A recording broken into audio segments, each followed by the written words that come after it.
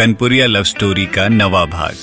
अब तक आपने सुना रोहित और सौम्या की मुलाकात ट्रेन में होती है और पहली ही नजर में रोहित को सौम्या से प्यार हो जाता है। इधर सौम्या से मिलने के बाद रोहित को पता चलता है कि सौम्या पहले से शादीशुदा है और उसका तलाक होने वाला है। इधर सौम्या के तलाक के बाद रोहित सौम्या को दिल की बात बता देता है और सौम्या उससे वक्त मांगती है। अब आगे ऑफिस में ढेर सारा पेंडिंग काम है।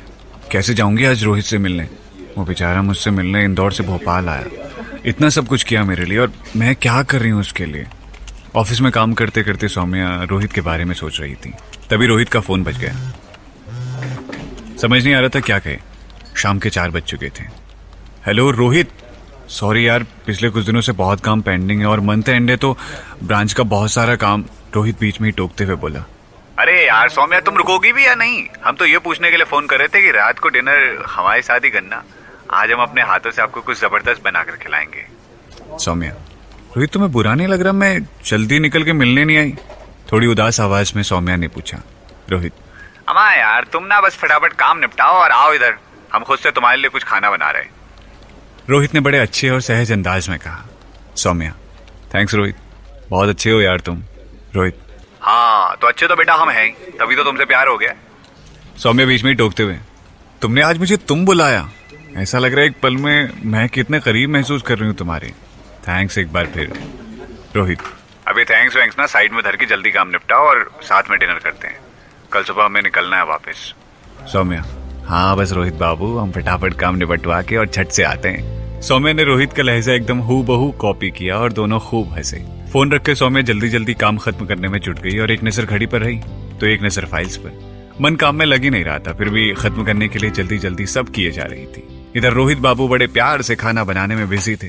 एक तरफ मटर पनीर तो दूसरी तरफ खीर चढ़ी थी गैस पर और बैकग्राउंड में गाना चल रहा था। आजा शाम होने आई। तब तक मोबाइल बज उठा। किसी अननोन नंबर को देखकर उसने फोन नहीं उठाया, लेकिन फोन दोबारा आया तो रोहित ने बड़े ही बेमन से फोन उठा लिया। हेलो, कौन बोल रहा है? कोई आवाज ना आने पर रोहित झल्ला कर बोला, अबे बोलोगे भी, बस आवाज ही सुनोगे हमारी, हम कोई लता मंगेशकर नहीं है। उधर से आवाज आई, मैं मुंबई से रवि बोल रहा हूँ, सौम्या का एक्स हस्बैंड। रोहित, तो आपने यहाँ काहे फोन लगाया है? वैसे तो फोन तो सौम्या को भी नहीं लगाना चाहिए आपको। रवि, तो मेरी बात सुनोगे तो तुम्हारी जिंदगी बर्बाद होने से बच जाएगी मिस्टर रोहित। मेरी जिंदगी तो सौम्या ने बर्बाद कर दी, अब अगली बारी तुम्हारी है, सोचा तुम्हें सावधान कर दूं। रोहित, क्या बात कर रहे हैं आप? हमने तो ऐसा सोचा भी नहीं था कि आपकी जिंदगी सौम्या जी खराब की, लेकिन वो तो बोली कि आपका अमेरिका में कोई चक्कर है और आप वहीं स्ट्रिप क्लब वाली को घर लाना चाहते हैं, इसीलिए आपने। रोहित ने बड़ा मासूम बनने का नाटक किया। रवि, एक नंबर की झूठी और मक्कार है वो। जितनी शक्ल से काली है उतना ही काला उसका दिल है। उसने मेरी माँ की इतनी बेइज्जती की, मेरे परिवार की इतनी बदनामी की, जबकि खुद का चरित्र एकदम घटिया है। एक नहीं, न जाने कितने उसके चाहने वाले हैं। ऐसे ही नहीं, बैंक में इतनी जल्दी उसके जैसी गवार मैनेजर बन गई। रोहित, अच्छा ये सब तो भैया हमको पता ही नहीं था। हमें तो बस उनकी सादगी और ईमानदारी ही पसंद आ गई। और क्या क्या खराबियां है जरा बता दो, कुछ रह गया हो तो। रवि, देखो रोहित, तुम्हारा परिवार इस लड़की से दूर रहो अगर इसे सबक सिखाना है तो। वो तुम्हें फंसाने के लिए कुछ भी करेगी। तुम इतने बड़े कॉलेज के पढ़े, अच्छी नौकरी करोगे, सीधा साधा परिवार, और क्या चाहिए उसे? रोहित, बात तो तुम सही कह रहे हो गुरु। तब तक पीछे से रूम की बेल बजती है तो रोहित दरवाजा खोलता है। सामने सौम्या होती है तो रोहित सौम्या को चुप रहने का इशारा करके उसे बैठने को बोलता है। सौम्या को अंदाजा नहीं होता है कि रोहित किससे बात कर रहा है और सीधे जाके किचन में देखने लग जाती है खाना कैसे क्या पक रहा है। रोहित, हाँ तो भैया सब बता दिए ना, कुछ तो बचा तो नहीं जो हमें शादी के बाद पता चले? सोच लो भाई, और कोई बवाल हो तो बता दो हमें मैडम का। सौम्या सुनकर थोड़ी चकित हो गई। रोहित, अच्छा अब तुम्हारा हो गया तो हम बोले कुछ?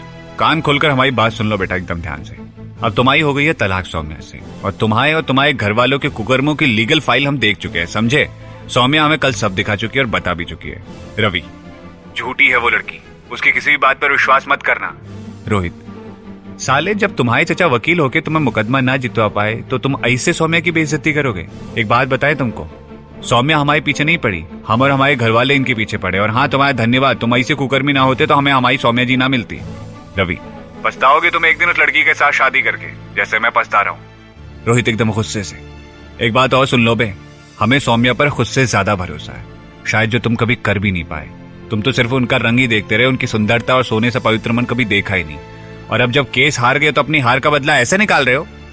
Ravi, have you lost it? तुम कुछ भी बोले जा रहे हो।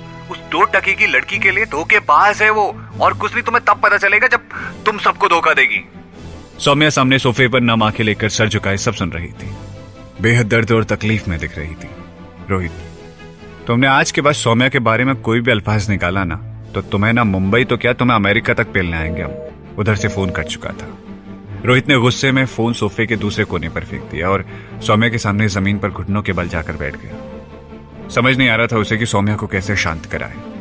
उसका दर्द आंखों से छलक कर उसके कुर्ते पर गिर रहा था। रोहित ने सौम्या के आंसू पोंछने चाहे तो सौम्या उठकर बाथरूम में चली गई। अंदर से दरवाजा बंद करके सौम्या बहुत रोई। उसके रोने की आवाज बाहर तक आ रही थी। रोहित को कुछ समझ नहीं आ रहा था क्या करे। करीब 10 मिनट बाद सौम्या बाहर निकली। बड़ी मायूस आवाज में कहा, रोहित मुझे माफ कर दो, मैं तुम्हारे काबिल नहीं हूं। इससे पहले कि सौम्या आगे कुछ बोलती, रोहित उसे खाने की टेबल पर ले गया। यार अभी कोई बात नहीं करनी, पहले हम दोनों खाना खाएंगे फिर इसके बारे में आगे बात करेंगे, समझी तुम? रोहित खाना सर्व करते हुए बड़बड़ा रहा था। आंसुओं की तो फैक्ट्री लगी है आपकी आंखों में, आखिर लाती कहां से हो इतने आंसू? 2-4 दिन और रोलोगी ना तो नदियां बह जाएंगी। रोहित सौम्या को हंसाने की कोशिश कर रहा था। सौम्या ने खाने का पहला निवाला मुंह में रखा तो बड़ी खुश हो गई। रोहित तुम क्या खूब बनाते हो यार, मजा आ गया। रोहित, सच बोल रही है ना या फिर ऐसे ही? रोहित ने सौम्या को चिढ़ाते हुए बोला। झूठ बोलकर क्या मिलेगा, खाना तो यही है। सच बताऊं, खाना खा के ना अभी थोड़ी देर पहले जो भी हुआ वो सब कुछ भूल गई मैं। लेकिन दिल से यार सॉरी रोहित, मेरी वजह से तुम्हें उस गंदे इंसान का कॉल आया। रोहित ने सौम्या का हाथ पकड़ा और बड़े प्यार से बोला, आई लव यू सौम्या, और तुम्हें पता है हम तुम्हें कितना पसंद करते हैं और कितना चाहने लगे हैं। खुद से ज्यादा भरोसा है आप पर, सिर्फ कहने की बात नहीं है। तुम्हारी आंखों की उदासी में हमने बहुत कुछ पढ़ा है। इससे ज्यादा हम कुछ नहीं जानते। हम बस इतना कहेंगे कि आज फिर से आप जैसी भी हो हमें बिल्कुल वैसी ही पसंद हो। रोहित सौम्या का हाथ पकड़कर उसे एहसास कराता है कि उसकी बातें सिर्फ बातें नहीं है, कितना सोचता है वो सौम्या के बारे में। उसकी नजरों में सौम्या के लिए बेपनाह प्यार झलक रहा था। थैंक्स रोहित, मुझ पर इतना भरोसा करने के लिए। तुम्हारे इस प्यार के बदले पता नहीं हम तुम्हें कभी प्यार दे पाएंगे या नहीं, लेकिन इतना जरूर कहेंगे कि तुम हमसे ज्यादा कुछ डिजर्व करते हो अपनी लाइफ में। रोहित की आंखों में आंखें डालकर सौम्या रोहित को वो सब कह रही थी जो उसका दिल तो नहीं चाहता था लेकिन दिमाग में चल रहा था। रोहित ने हल्की सी मुस्कुराहट के साथ कहा, हमें भगवान ने वो दे दिया है जो लोगों को सालों साल चाहकर पूजा पाठ करने से भी नहीं मिलता। अब इससे ज्यादा कुछ नहीं चाहिए हमें। दोनों ने खाना खाया। सौम्या ने रोहित की मदद की बर्तन और किचन साफ करने में। फिर काफी देर बालकनी में बैठकर दोनों ने बातें की। सौम्या ने रोहित से कहा, अगर अलका आंटी के पास ऐसा कोई फोन आ गया तो कैसा लगेगा उन्हें? रोहित हंसने लगा।